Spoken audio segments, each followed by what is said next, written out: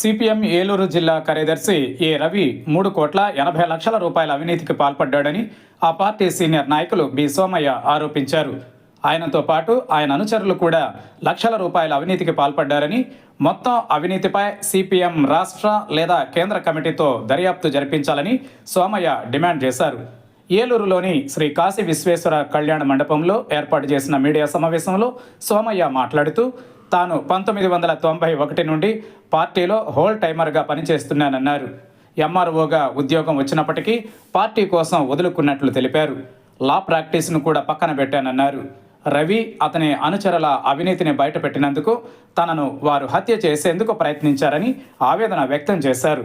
తనకు రావాల్సిన సుమారు 4 లక్షల రూపాయలకు పైగా అలవెన్సులు ఇవ్వలేదన్నారు. పార్టీలో అవినీతిని కంట్రోల్ చేయాలని తాను తాపత్రయపడుతూ ఉంటే అది అవినీతి పరులకు నచ్చడం లేదన్నారు. దాచుకో దోచుకో, దొరికితే పార్టీ మారిపో అన్న విధంగా ప్రస్తుతం పార్టీలో ఉందని అన్నారు. దీనిని పూర్తిగా అరికట్టాలని సిపిఎం రాష్ట్ర కేంద్ర కమిటీలను ఆయన విజ్ఞప్తి చేశారు.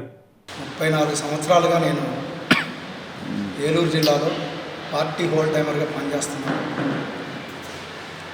నేను 1978 నుండి పార్టీ అనుబంధ సంఘాలు, విద్యార్థి సంఘం దగ్గర నుండి ఈరోజు వరకు కూడా పనిచేస్తున్నాను. మరి నేను ఎక్కడో నల్గొండ జిల్లాలో పుట్టి లా చదవడం కోసం ఏలూరు వచ్చి 87లో లా పూర్తయ్యాక నేను ఇక్కడ పార్టీ పూర్తికాలం కార్యకర్తగా పనిచేస్తున్నాను. నాకు 87లో ఎంఆర్ఓ ఉద్యోగం వచ్చింది, వదిలేశాను. 88లో ఎల్ఐసి డెవలప్మెంట్ ఆఫీసర్ ఉద్యోగం వచ్చింది, వదిలేశాను. 91లో ఏలూరు లా కాలేజ్ టాపర్గా పాస్ అయ్యాను, ప్రాక్టీస్ వదిలేశాను. పార్టీ కోసం పనిచేస్తున్నాను. 3 సార్లు హత్యాయత్నానికి గురయ్యాను, కత్తిపోట్లకు గురయ్యాను. అలాంటి నన్ను ఈరోజు పార్టీ అవమానించి దుర్మార్గంగా నిందలు వేసి పంపించింది. అందుకని నేను బాధతోటే ఈ విషయాలు చెప్పాల్సిన పరిస్థితి ఏర్పడింది. మొన్న 26వ తేదీన పార్టీ ఆఫీసులో నా హత్యకు ప్రయత్నం జరిగింది. కుట్ర చేశాడు జిల్లా కార్యదర్శి ఏ రవి, అతని అనుచరులు. నన్ను ఆఫీస్కి వస్తే మరి ఆ రోజు 26వ తేదీన వెంటబడి తరిమారు. దొరకలేదు నా కొడుకు, వేసేసేవాళ్ళం అని చెప్పేసి ప్రచారం చేస్తున్నారు. మరి రవి అవినీతి అక్రమాలు ప్రశ్నిస్తే, ఆయన భార్య ఆయన అనుచరుల అవినీతి అక్రమాలను ప్రశ్నిస్తే మర్డర్ చేస్తారా, చంపుతారా? ఇదేనా కమ్యూనిస్ట్ పార్టీ నాయకుల సిద్ధాంతం అని ఈరోజు నేను ప్రశ్నిస్తున్నాను. మరి ఈ యొక్క రవి ఎంత కుట్రదారుడో, అవినీతి అక్రమాలకు పాల్పడ్డాడో, మరి ఇవన్నీ కూడా నేను దాదాపు 2 సంవత్సరాలుగా పార్టీలో అంతర్గత పోరాటం చేస్తున్నాను. కానీ ఈరోజు నన్ను మరి దుర్బుద్ధితోటి నా మీద నిందలు వేస్తూ ప్రకటన చేసిన పరిస్థితుల్లో ఇవాళ నేను మీడియాగా ముందుకు రావాల్సి వచ్చింది. ఇతని గురించి 1-2 ఉదాహరణలు, చిన్న ఉదాహరణలు చెప్తాను. నేను మొత్తం అన్నమంతా పిసికి చూడక్కర్లేదు. మనం 1-2 చావు మెతుకులు మనం పట్టుకొని చూస్తే తెలుస్తుందని చెప్పేసి చెప్తారు. మరి ఈ యొక్క రవి అనే అతను ముట్టాయిగూడెంలో ఏలూరుకు రాకముందు అక్కడ అద్దెకున్నాడు. ఒక పార్టీ కామెడీ ఇంట్లో అద్దెకుండి అతను అద్దె కొట్టాడు. 30 నెలలు అద్దెకుండి ఇల్లు ఖాళీ చేయట్లేదు, అద్దె ఇవ్వట్లేదు.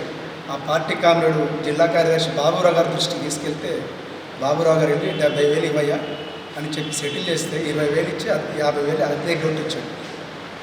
మరి ఒక కమ్యూనిస్ట్ పార్టీ నాయకుడు అయ్యిండు, కామ్రేడ్ ఇంట్లో అద్దెకుండి 50,000 అద్దె కొట్టించాడు. కావాలంటే అక్కడ పార్టీ జిల్లా కమిటీ సభ్యుడు అందుగుల ఫ్రాన్సిస్ గారు ఉన్నారు, మీరు ఆయన అడిగి తెలుసుకోవచ్చు, నేను అబద్ధం చెప్పట్లేదు. ఇది ప్రారంభం. అలాగే పొగాకు బేరం అంటే ఏజెన్సీ ప్రాంతంలో అది ఎల్టీఆర్ భూమి. ఎవరైనా సరే ఏదన్నా చిన్న షాపో లేకపోతే ఇల్లో ఏదైనా కట్టుకోవాలని చెప్పి ప్రయత్నం చేస్తే ఇది మీకు హక్కు లేదని చెప్పేసి జెండాలు కట్టించి వాళ్ళని బెదిరించి డబ్బులు ఇచ్చాక జెండాలు తీసేసి పర్మిషన్ ఇస్తుంది. ఆ విధంగా పార్టీ జిల్లా కమిటీ సభ్యుడు మంగరాజు ఎవరైతే ఉన్నారో ప్రజానాట్య మండలి రాష్ట్ర అధ్యక్షుడు, వాళ్ళ మామయ్య సాయి, అల్లంక సాయి, అతను పొగాకు బేరంలో కట్టుకుంటే వాళ్ళ ఊళ్ళో ఈ రవి అతని మనుషుల్ని పంపించి దాన్ని ఆఫ్ చేయించాడు 4 బేరర్లకి ₹1,00,000 పార్టీ ఆఫీస్ పిలిపించి ₹1,00,000 ఇచ్చాక అప్పుడు బేరర్లు కట్టుకుని ఇచ్చారు. ఆ సాయి మంగరాజు దగ్గరికి వెళ్ళి ఏంటి పార్టీ వాళ్ళు ఇలా నా దగ్గర ₹1,00,000 వసూలు చేశారు అని చెప్తే మంగరాజు వెళ్ళి రవిని సీతారాం గారిని వీళ్ళని అడిగితే తేలేదంటున్నారయ్యా నువ్వు అబద్ధం చెప్తున్నావు అని చెప్పేసి ఒక పార్టీ జిల్లా కమిటీ సభ్యుడు వాళ్ళ సొంత మామ చెప్పిన విషయం అబద్ధం అవుతా అంటే తర్వాత మళ్ళీ అతన్ని పిలిపించి నీవు ఈ ఊళ్ళో బతకాలని లేదా, నువ్వు వ్యవసాయం చేసుకోవాలని లేదా, నువ్వు పార్టీ నాయకులకు ఫిర్యాదు చేస్తావని చెప్పేసి అతన్ని బెదిరించాడు. మరి ఇట్లాంటి నైజంతో ఆ తర్వాత బుట్టాయిగూడ ఆఫీసులో నిర్మాణంలో 8 లక్షల అవకతవకలు జరిగాయి. ఈ విషయాలు నేను చెప్పిన విషయాలు అక్కడ బుట్టాయిగూడ నాయకులు ఫ్రాన్సిస్ గారు ఉన్నారు, మంగరాజు గారు ఉన్నారు, మీరు కావాలంటే అడగండి. అంతేకాదు రవి భార్య శ్యామలారాణి ఆశా యూనియన్ నాయకురాలు, పార్టీ జిల్లా కమిటీ సభ్యురాలు, ఇప్పుడు మహిళా సంఘం నాయకురాలుగా పనిచేస్తాము. ఆవిడ ఆశా యూనియన్ బాధ్యతలు చూసినప్పుడు ఆశా యూనియన్ డబ్బులు 6 లక్షలు అంటే 7 లక్షలు అవినీతికి పాల్పడింది. అది ఆవిడ మీద ఫిర్యాదు రాగానే గబగబా ఒక 90,000 కట్టేసింది. ఆడిట్ చేపిస్తే 6 లక్షలు బయటపడింది. 6 లక్షలు బయటపెడితే ముందు ఒప్పుకోలేదు అవినీతి జరిగిందంటే. అబ్బెబ్బే నేను చాలా పవిత్రాలని, నేను పార్టీ సొమ్ము తింటానన్నాను. కానీ మా పార్టీ జిల్లా ఆస్థాన ఆడిటర్ గంగరాజు గారు ఉన్నారు, ఆయన ఆడిట్ చేశారు. ఆడిట్ చేస్తే 6 లక్షలు తేలింది. ఈ 6 లక్షల్లో 4 లక్షలు కట్టి 2 లక్షలు తప్పుడు బిల్లులు ఇచ్చాడో మరి నాయకత్వం సపోర్ట్ తోటి మాఫీ చేశారో తెలియదు. ఆ విధంగా 4 లక్షలు కట్టారు. దానికి సంబంధించిన వివరాలన్నీ కూడా మీకు ఇచ్చాను. అంతేకాదు ఇంకొక 2 సంవత్సరాలు కనుక నిజంగా ఎంక్వైరీ చేసి ఉంటే, మొత్తం ఆడిట్ చేసి ఉంటే ఇంకొక 5-6 లక్షలు ఆ అవినీతి ఇంకా బయటపడింది. ఆ విధంగా మరి భార్య ఈమె డబ్బు ఆశా యూనియన్ వర్కర్ల డబ్బులు ఈవిడ అకౌంట్లోకి వెళ్ళడం, ఈవిడ అకౌంట్ నుంచి రవి అకౌంట్లోకి వెళ్ళడం జరిగింది. లక్షలాది రూపాయలు భార్య అకౌంట్లో నుంచి భర్త అకౌంట్లోకి వస్తే భర్తకు తెలియదా? మరి ఆ విధంగా లక్షలాది రూపాయలు భార్య అకౌంట్ నుంచి భర్త అకౌంట్లోకి వస్తే ఈయన తప్పేం లేదంట. భార్యను మాత్రం సస్పెండ్ చేశారు, ఈయన మాత్రం పవిత్రుడుగా జిల్లా కార్యదర్శి చేశారు. ఇది అలాగే మరి ఏలూరు అలాగే ఏజెన్సీ మండలాల్లో ఈరోజు R&R ప్యాకేజీని అడ్డం పెట్టుకొని మొత్తం ఏజెన్సీలోకి అమాయక గిరిజనులను మోసగించి ఇతను జంగారెడ్డిగూడ మండలం, జీలిగిమండి మండలం, ఉంటాయిగూడ మండలం, కోరవరం మండలం, అలాగే ఏలూరులో ఈయన అనుచరుడు కిషోర్ని అడ్డం పెట్టుకొని మొత్తం 3,80,00,000 రూపాయల అవినీతి పాల్పడ్డారు. నేను ఆధారాలతో సహా ఇందులో మీకు పొందుపరిచాను, అవన్నీ చూడండి. ఈరోజు పార్టీలో ఏంటంటే అవినీతి విచ్చలవిడిగా పెరిగిపోయింది. ఇది నేను చెప్పడం కాదు, మా పార్టీ రాష్ట్ర మహాసభ నివేదికలో చెప్పారు. ఇక్కడ అవినీతి ఏలూరు జిల్లాలో పార్టీ నాయకత్వ స్థానంలో ఉన్న కొందరిపై అవినీతి ఆరోపణలు వచ్చాయి, కొంతమందిపై చర్య తీసుకున్నాం, మరికొన్ని రుజువు కానుకలు వచ్చాయి. అంటే రాష్ట్ర స్థాయిలోనే ఏలూరు జిల్లా అవినీతికి ఈరోజు పేరుకెక్కింది అని అంటే ఇది సిగ్గుచేటు కాదా? దానికి మూల కారణం జిల్లా కార్యదర్శి ఉన్న ఏ రవి. మరి అతని యొక్క అవినీతిని ప్రశ్నిస్తే అతని అవినీతిని ఈరోజు నేను అడిగినందుకు, జిల్లా కమిటీలో ఆయన భార్య అవినీతిని అడిగినందుకు, అలాగే జిల్లాలో ఆయన అవినీతి చర్యలన్నింటినీ నేను బయట పెడుతున్నందుకు కుట్ర చేసి రవి, కిషోర్, జగన్నాథ్, సాయిబాబు ఈ 4 కుట్ర చేసి నన్ను గత సంవత్సరం మే నెలలో అక్రమంగా సస్పెండ్ చేయించారు. నేను పోరాడుతున్నాను, నన్ను కుట్ర చేసి సస్పెండ్ చేశారు అని. నా మీద కుట్ర చేసిన 3 నేను వాళ్ళ అవినీతికి పాల్పడ్డారని చెప్పేసి ఫిర్యాదు చేయించి వాళ్ళ అవినీతి నిరూపించి వాళ్ళని ఈరోజు చర్య తీసుకునేటట్టు చేస్తే వాళ్ళ అవినీతి సొమ్ము కట్టకుండా పార్టీ నుంచి బయటికి వెళ్ళిపోయారు. నేను ఈరోజు కూడా నేను చేసే పోరాటం ఏంటి? అవినీతి సొమ్ము పార్టీని అడ్డం పెట్టుకొని లక్షల కోట్లు సంపాదించుకొని అది దొరికితే పార్టీ నుంచి బయటకు పోతే వాళ్ళకి ఏ శిక్షలు లేవంట. 22 లక్షలు అవినీతి అనేది దొరికితే నిరూపితమైతే వాళ్ళ మీద కేసు పెట్టి ఆస్తులు ఉన్నాయి. కిషోర్ ఈరోజు 1,30,00,000 ఆస్తులు సంపాదించాడు, జగన్నాథానికి 50 లక్షల ఆస్తులు ఉన్నాయి. దాంట్లో నేను ఇందులో వివరాలను ఇచ్చాను. వాళ్ళ మీద కేసు పెట్టి రికవరీ చేయండి అని 6 మాసాలుగా అడిగితే ఎలాంటి చర్యలు లేవు. లీగల్ నోటీస్ పంపించి సాక్ష్యం చెప్పండి కేసు పెడతామంటే నువ్వు పార్టీకి నాయకత్వానికి లీగల్ నోటీస్ పంపిస్తావా అని చెప్పేసి ఈరోజు లీగల్ నోటీస్ పంపించినందుకు నన్ను పార్టీ నుంచి బయటకు పంపించారు. అవినీతి పరుల సొమ్ము తిన్న సొమ్ము కక్కించండి అని అడిగినందుకు నన్ను పార్టీ నుంచి పంపించారు. ఇది దుర్మార్గమా కాదా? ఇది కమ్యూనిస్ట్ పార్టీ విధానమైనా? ఈరోజు పార్టీని అడ్డం పెట్టుకుని లక్షలు సంపాదించుకున్నాడు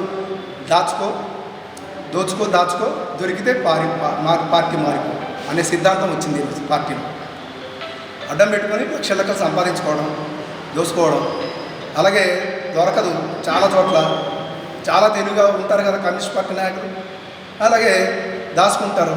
దొరికితే ఏమవుతుంది? జెండాలు మారిపోతున్నాయి, వేరే పార్టీలకు వెళ్ళిపోయి పునీతులు అయిపోతున్నారు. ఈరోజు ఇట్లాంటి విధానానికి గండి పెట్టాలి, దానికి చెక్ పెట్టాలి, దీన్ని కంట్రోల్ చేయాలని చెప్పేసి ఈరోజు నా పోరాటం. నేను ఈ విషయాల మీద పార్టీ రాష్ట్ర నాయకత్వానికి, ఆల్ ఇండియా నాయకత్వానికి లెటర్లు పెట్టాను, పోరాడుతున్నాను. కానీ మరి ఆ యొక్క పోరాటం వాళ్ళ చర్యలు తీసుకోకముందే, వాళ్ళు ఇవన్నీ విషయాలు ఎంక్వైరీ చేయకముందే నన్ను బయటికి పంపించేసి ఆయన పార్టీలో లేడండి, దాన్ని పక్కన పడేయండి అని చెప్పడం కోసం ఈరోజు కుట్రపూరితంగా ఇది జరుగుతుంది. ఈరోజు ఈ రవి అనే అతను కుట్రపూరితంగా చింతకాయల బాబురావు మన బుట్టాయిగూడెంలో జిల్లా మహాసభ జరిగింది, అంతకుముందు జంగారెడ్డిగూడెం మహాసభ జరిగింది. జంగారెడ్డిగూడెం మహాసభలో జిల్లా కార్యదర్శి పదవికి పోటీ పడ్డాడు. బాబురావు గారికి 25 ఓట్లలో 18 ఓట్లు వచ్చినాయి. రవికి ఆయన భార్య ఆయన ఓట్లు రాకుండా ఇంకొక 5 ఓట్లు వచ్చాయి. బాబురావు గారు జిల్లా కార్యదర్శి అయితే బాబురావు గారిని హింసించి, వేధించి, టార్చర్లు పెట్టి ఆయన్ని ఇక్కడి నుంచి ఏర్పాటు చేసి పంపించేశారు. ఏడ్చుకుంటూ వెళ్ళిపోయాడు చింతకాయల బాబురావు గారు. ఇలా టార్చర్ భరించలేక ఆయనకి హార్ట్ స్ట్రోక్ వచ్చింది, 2 కొడుకులు చనిపోయారు, భార్య చనిపోయింది.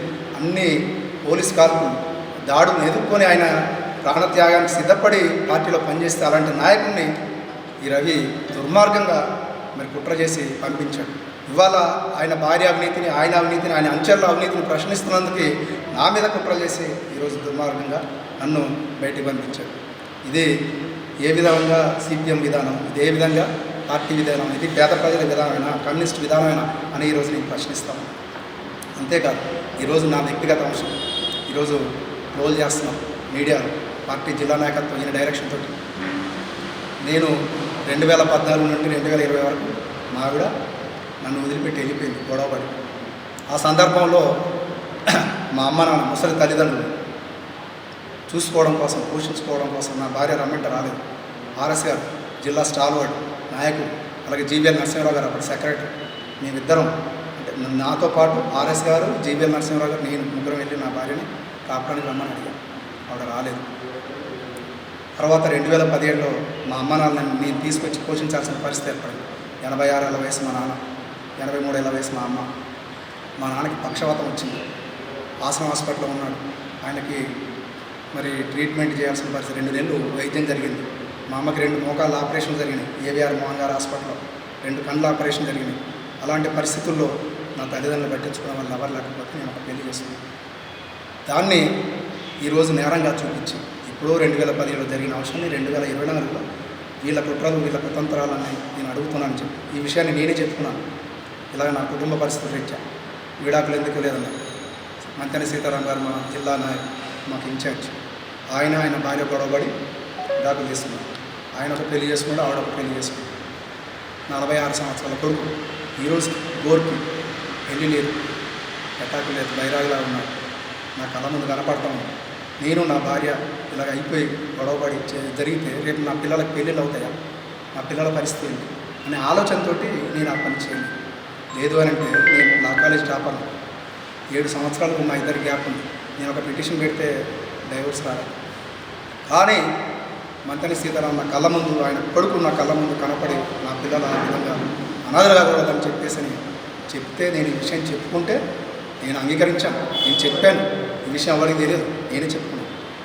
దాన్ని ఈరోజు ట్రోల్ చేసి నా వ్యక్తిగత విషయాన్ని ఈ 7 సంవత్సరాలలో ఎక్కడన్నా నేను పార్టీ విషయాలు వెనకబడ్డానా, పార్టీని ఏమన్నా తప్పుదోవ పట్టించానా, లేకపోతే పార్టీకి ఏమన్నా అన్యాయం చేశానా, ద్రోహం చేశానా, ఎవరన్నా నా విషయం గురించి ఎవరన్నా బయటికి వెళ్ళిపోయారా, ఏది లేదు. కానీ దాన్ని ట్రోల్ చేస్తున్నాను ఈరోజు వీళ్ళు అవినీతి అక్రమాలు అడిగినది.